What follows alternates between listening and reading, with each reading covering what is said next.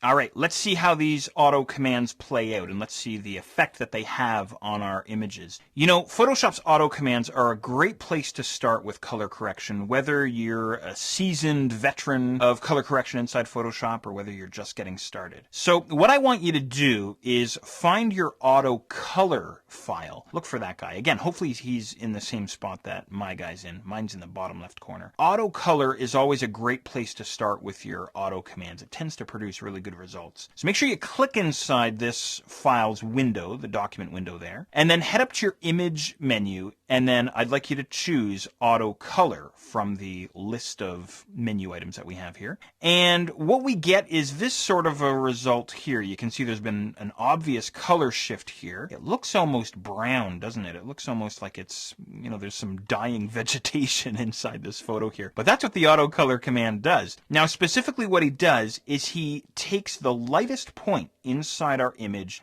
and shifts it to pure white.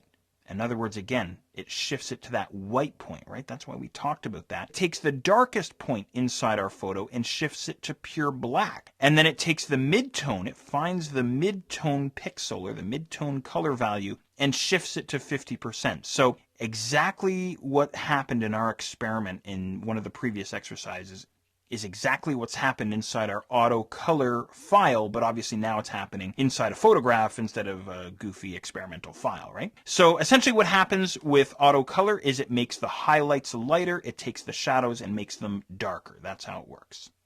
Okay, next up, let's try auto tone. So go ahead and find your auto tone file. Again, I'll head to the image menu and then I'll choose auto tone, of course, and view the results that I get. Now, personally, I really like what auto tone has done here to my photo. It looks a lot better than the auto color. The greens are greener, definitely. There's not a whole lot of other colors inside this image, but I'm still kind of getting that washed out background. Maybe perhaps it's not as bad as it was in the original if I compare back to the original here, but my greens are definitely richer. My colors are definitely richer. So what does auto tone do? Well, it does the same thing as auto color. It adjusts that white point, that black point, and the midtone points, but it does so on a channel by channel basis. In other words, auto color takes the whole image. Auto tone does it on a channel by channel basis. So it's adjusting the black, white, and midtone points on each channel. You're going to see an increase in contrast, and it may remove or introduce a color cast. So be careful with your auto tone.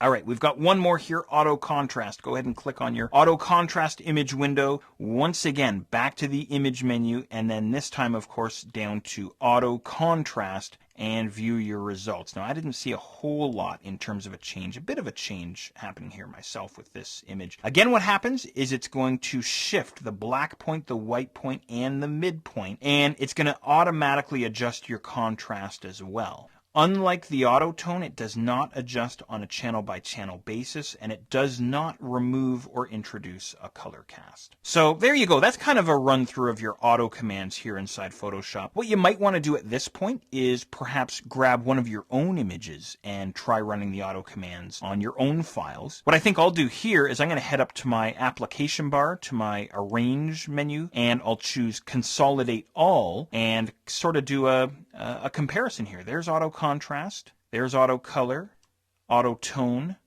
and view, the original file, right? I think I like the auto tone the best if I kind of cycle through them here. Yeah, I think I like the auto tone the best. Myself, anyway. It's all, again, in the eye of the beholder. But I hope this has at least provided you with a workable example of that whole idea of black point, white point, and midpoint. And of course, introduce you also to Photoshop's auto commands.